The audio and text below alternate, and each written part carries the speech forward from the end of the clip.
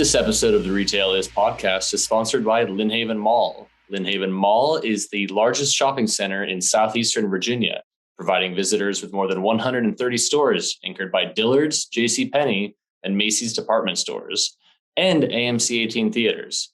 Key retailers include Apple, Altar D State, Michael Kors, Sephora, Victoria's Secret, Old Navy, and White House Black Market. Check them out at lynnhavenmall.com.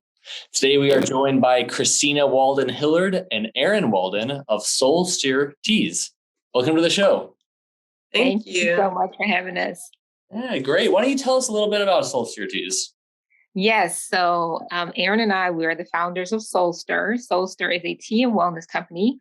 We specialize in all natural premium loose leaf teas, as well as soul stirring tea experiences. So those are in-person services.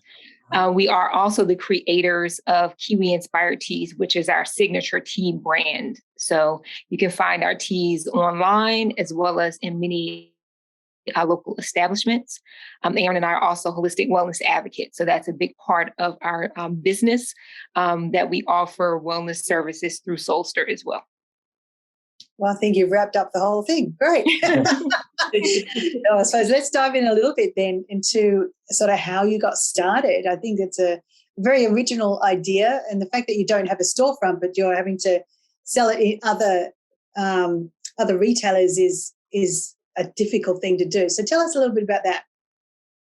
Well, we both had the idea. So my sister and I were biological sisters, and it was a passion for both of us. We had the idea living in two different states, and we had a conversation, said we want to take this idea back home. It was important for us to return to Virginia and this local area because we knew that tea would be a good addition because it wasn't really huge in the area yet. And some of the places that we lived in, they had a lot of tea producers and tea cafes, et cetera. So we just wanted to bring our love for tea, blending, and also just serving others. Kristina and I have a background both in human services. So this way we're able to combine the aspect of creating the teas, but also which are healthy, right? Because wellness is a big component of ours, but also to serve others, which is what we have always done. That's great. Absolutely. So Kylie, you mentioned one thing. So we are an online retailer, and then we do partner with other establishments and other brands. That's been a really cool process for us. So when we first got started, we did explore the idea of, do we want to open a tea bar or tea room?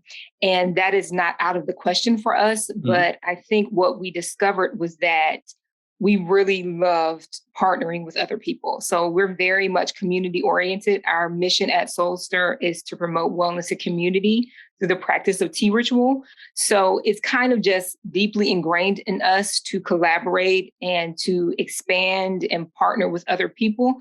So as we were building and growing our brand, we're building all of these relationships and finding opportunities where we can be the supplier to cafes or boutiques, small restaurants, things like that, where there was a gap in the market. Sometimes you can find tea, but it's not always that really good premium quality tea like we offer. So we saw the opportunity, and we just kind of fell in love with partnering and collaborating with others. Yeah, because immediately when I thought about it, I imagined it twofold. One, that you, the supplier, that they use it in cafes and restaurants and so on. And the other was that you would package it and sell it as a product. Exactly. Another area that you do? Yes, absolutely. Okay. So, of course, on our e-commerce site, you would get the packaged product, which is our signature loose leaf teas. So our teas do come in loose leaf form. We're very much about sustainability. Quality is important to us. We like to be eco-friendly in our practices as much as possible. So we offer the loose packaged teas on our website as well as in local boutiques in the area. So coming here from other states and sort of being in the area now, how difficult has it been to try and network and get your products into restaurants and cafes? And How do you go about even doing that? Because I'm sure other people have tried. Yeah. And real quick, when did you guys open? We established in 2018. 2018. Okay. So a lot of this was also happening during the height of COVID. So that'd be interesting how you manage that during that time as well. Yeah, for sure. Yeah. Well, we had, so we really just sought out businesses that we wanted to partner with.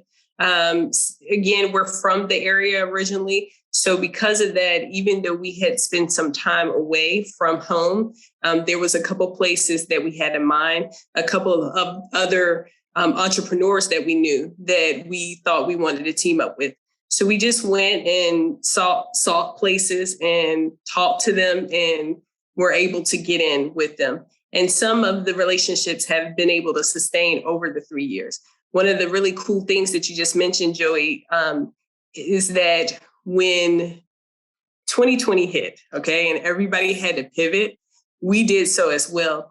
And that shift took us to focus a lot more on our e-commerce side of the company. So we weren't at a total loss.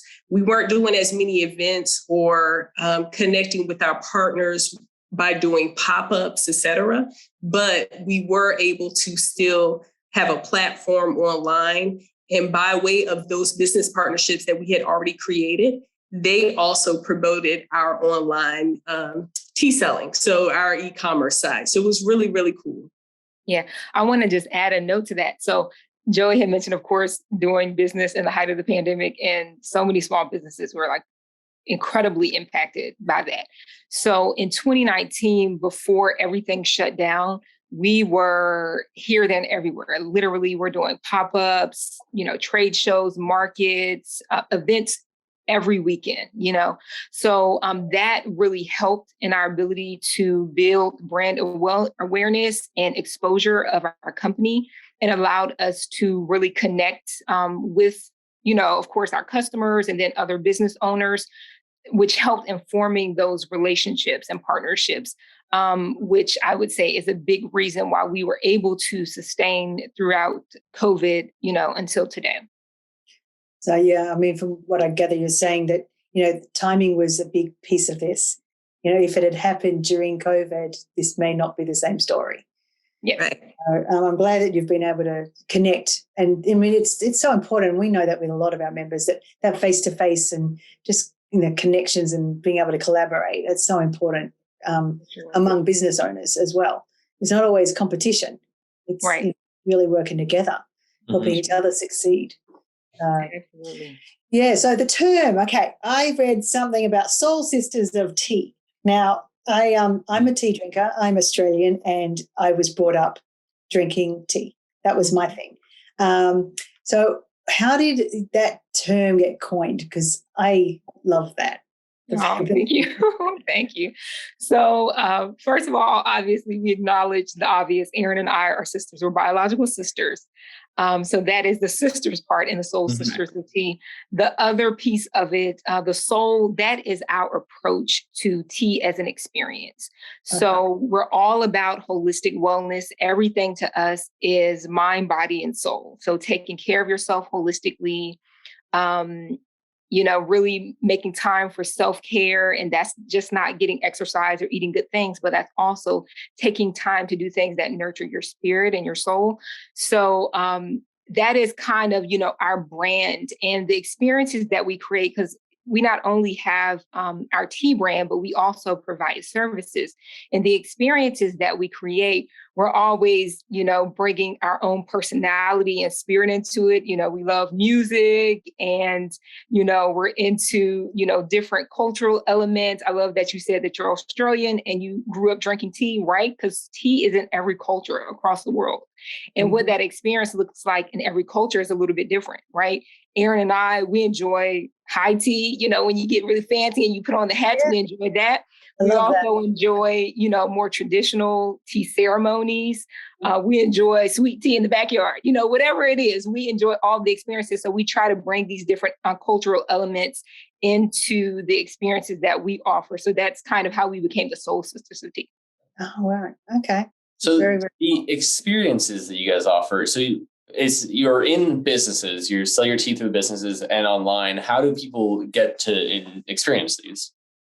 Yeah, so people can also book our services. So we offer tea tastings, ceremonies and rituals, tea parties. We can pretty much customize any experience to whatever the need is. We do private parties and events as well as public events. Oftentimes, we do a lot of women-centered wellness events where we are doing, different tea ritual experiences. But that's just a click away. So people can learn about our experiences through our website as well as through our social media.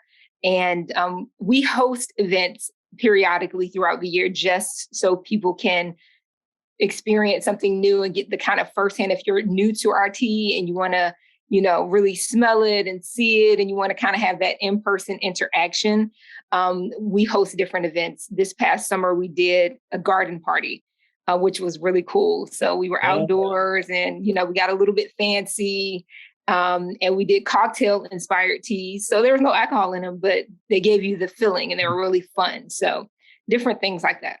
Was that always part of the plan, or did you add that after a little while?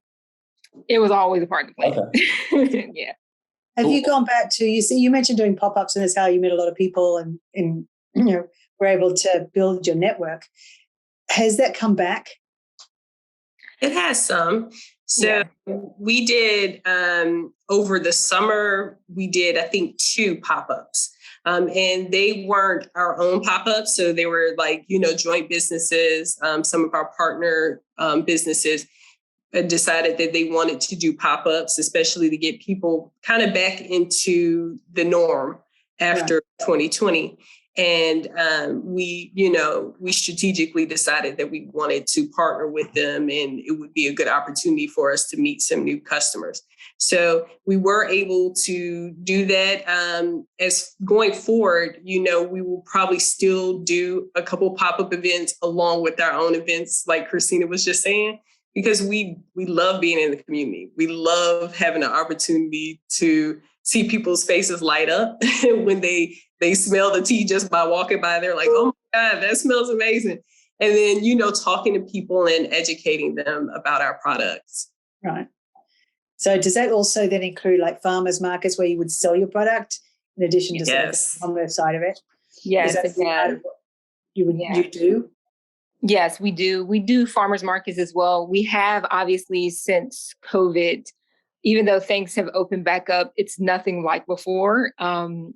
It's not nearly as many events, but I will also say it's been a blessing for us since we've been able to grow our online platform a lot more and expanding our partnerships. That has kept us really busy. So we also haven't had quite as much time to do as many events because we are a small business and we're wearing a lot of hats. So we're managing other aspects as well. Yeah. I mean, is it the 2 of you? Have you got any other employees or support anywhere? We have support. We don't have any full-time employees yet. So it's the 2 of us, and we do have a small but mighty team to get a lot done. Yeah, that is a lot, being a small business owner. Yeah, you've got dozens of hats. Yeah, for sure. Yeah. Gosh. Well, yeah, we're marketing and customer service team and, sales. And we're the artisans too. So yeah, it's a lot. You guys have any background in any of that stuff beforehand, or are you just sort of learning as you go or as needed? Customer service. So I will share this much, which is pretty interesting. So Kristina and I, it came out of just the love and passion for tea, right? This idea. And we were trying to figure out, hey, what's our skill set? How can it be applied to our business and our business model? One of the things that Kristina brought in was this background already having studied business, right? So she had that knack, whereas I was a lot more involved on the customer service side. So working for several companies prior to doing full-time human service. And one of the things I was a bartender for quite a period of time. And so we call ourselves tea tenders. So we're kind of on the wellness side, not that there's any with having a good old fashioned drink here and there, But, if you want something just in the daytime that does not include any alcohol, but that's going to have you like lifted, your spirits lifted, tea is a great alternative. So we're the tea tenders, we're the soul sisters of tea, we're all of that. So you mentioned that, you've identified your strengths, Yes. very self-aware. How do you balance that in a business when you're making joint decisions? Do you have the authority to do things on your own, or is everything always got to be passed by each other? So I manage the business full time. So a lot of the decisions that need to be made on the fly, I'm the one making them. I think when it comes to creating new products or innovation, introducing new services, those are always conversations that we have together because we founded this company together. It was really an idea that was placed on both of our spirits to really do this together. So when it comes to new stuff, we're definitely like, okay, let's get our heads together. Does it sound like something we want to do? Is it aligned with our mission, as well as our purpose and our goals for going forward? That also goes for when we're forming relationships with other brands and companies. It needs to align with what we're about. So those are conversations that we have together. Yeah. Yeah. What kind of other... Oh, sorry, go on, Kylie. I was just going to say I worked with my sister when I first came over here 10 years ago. Mm-hmm. And it got to the point where I think we didn't talk for like 4 months. It's hard. You're being in business together, but you're also sisters. You've got to be able to balance that relationship and not lose that sisterhood, but also, being co-owners. It makes it very difficult. I think, that I absolutely could see that being a possibility with, two people who were full-time in the business. And I don't want to say that it's a benefit to the business, but because Kristina does have a lot more experience with working the back end of a business, that's like her strong suit, and I'm willing to like follow that. You know what I mean? It's not like I'm not here in a power play to do all that she does. And so not to say that that's what happens when relationships kind of come to a demise or they fail within the business scope. But I know that, it makes a difference when you have somebody who also knows that they're willing to follow. Like that's their strong suit. So I take my hats off to Kristina oftentimes. And that's not me just kind of kissing up as we're on this podcast, but it's just truly the case, and it makes for a harmonious working relationship. Yeah. And I think something else that has worked to our advantage, we trust each other, obviously, but something that has worked to our advantage is that we come from a long line of business owners in our family. And so we have a lot of family businesses. And the one thing that has taught us is that family is always first. Our family is very close, and family is always first. So if you're in business endeavors with, your sister or your cousin or uncle, it doesn't matter. We're not going to jeopardize our relationship as family because of business. That's great. Yeah. So, Joey, you were going to ask a question. I'm sorry I interrupted. Oh, I was going to ask how, what kind of businesses you partner with? What kind of stores your products in? Yeah, so we have a few shops on the south side as well as on the peninsula. We have a couple of bakeries and some cafes. So 17 Hands, that's one of our longest partners there in Virginia Beach. That's a cafe as well as a bakery. 1865 is a newer partner that is a brewery in Hampton. So that's cool. They actually serve our products as well as sell the retail packaged teas. Plaza Bakery in Virginia Beach, that's in the Hilltop area. 54 Beans, that's in Carrollton. So if you go over what bridge is that? James River Bridge. James River Bridge. Yeah. Also VA Goods, that's a new partner in Selden Market. They're great. We actually have partnered with their owner, at her first shop in MacArthur Mall. And then we recently started partnering with her in Selden Market. So nice. Yeah. I really like the idea of the brewery. It's always annoying if, like, I know my wife doesn't really like to drink too much beer. Right. So there's like nothing really to drink but tap water, but that's a good idea. I love that idea. I think that's a great idea. You should bring some to Norfolk. That's my area, so I'll be able to get some tea next time at the brewery. Absolutely. We're working on it. So how about your tea, the product, actually? How do you guys make that? Oh, you're going to have good. Perfect. Yeah. Where do you source it and where do you get it? Yeah, so we have a few sources for our raw materials. Erin and I are the artisans, as I mentioned earlier. So we're creating and crafting the blends. One thing to note, so many people don't know this, is that true teas that come from the tea plant, most of them do not grow traditionally in the States. So our products are farmed in the places where they originate. So like most of the green teas are coming from Asia. A lot of the black teas are coming from India. So we're sourcing from different places for the raw materials, and then we're getting creative and adding, dried fruits and spices and things like that. Yeah, that's awesome. How do you, like, how does that process start? Like, how did you find a distributor for all this? How did you find your sources?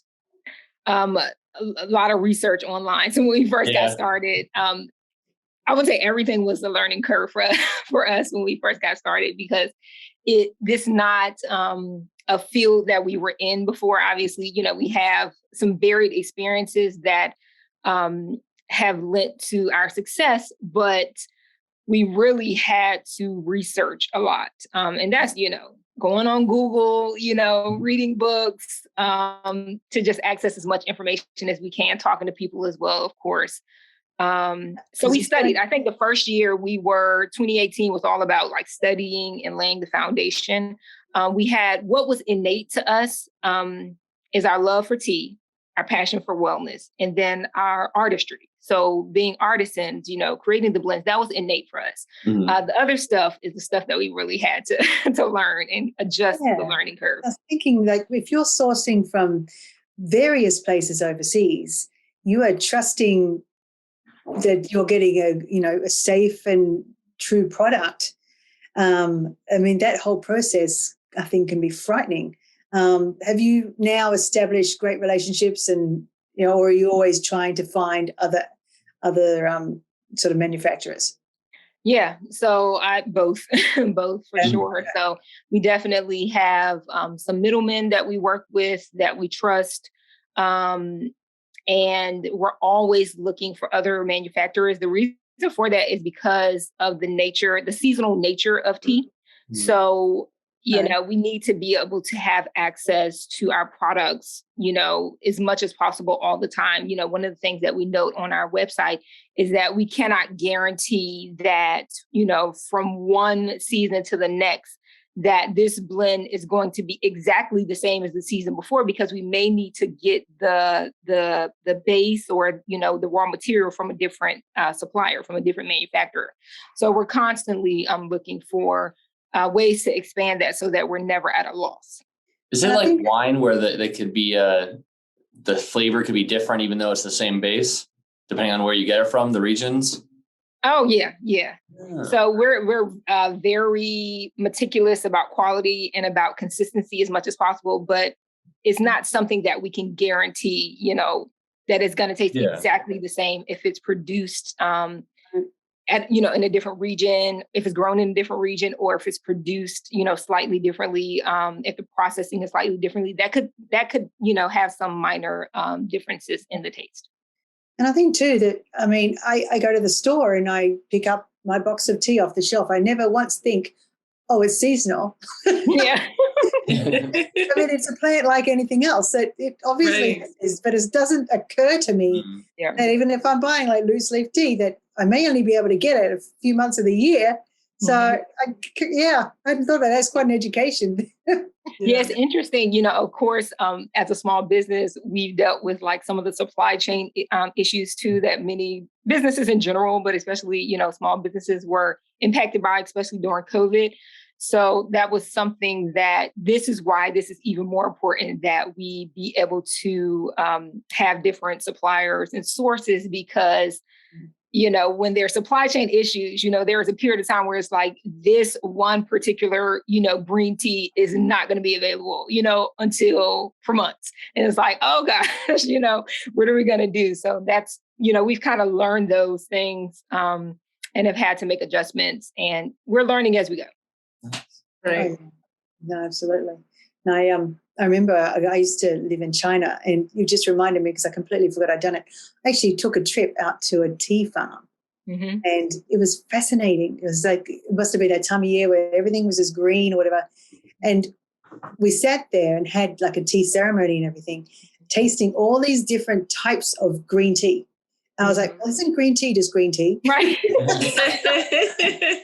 But yeah, there's so much more to it. So hats off to you for knowing as much as you do about tea, because it is not as simple as people think. No. It is not. It's not. Well, we are running short on time. Is there anything else that you guys would like to mention, or Kylie, any questions you'd like to ask before we end? Well, I would like to mention our social media, if we could. Of course. So we can be found on Facebook and Instagram platforms at Soul Stir Tea Well, so WELL. And actually, if you follow us on our Soul Stir Tea Well Facebook, we do a live or a live cast, I should say, show. It's reoccurring. We just brought it back because we did it in 2020, and it was called Quarantine and Tea then. Now it's a Quality Conversation, or Q and T for short. And so we talk everything, tea, metaphysics, wellness, especially in the holistic sense. So every aspect of it. So it's really cool to check us out there. And then, of course, you can purchase our teas from kiwiteas.com. That's K for Kristina, E for Erin, W for Walden, and inspired teas. So KEWI teas.com. Well, that you were going to ask what the kiwi was from. Yeah. Absolutely. Okay. Well, it's been great to talk with you. Thank you. It was all. great talking with you all. Absolutely. All right. You've been listening to the Retail Is podcast. If you've enjoyed what you heard, you can find more at retailalliance.com/retail-is-podcast, or search YouTube for Retail Alliance. I'm Joey Morgan. And I'm Kylie Ross-Seibert. Thanks for listening.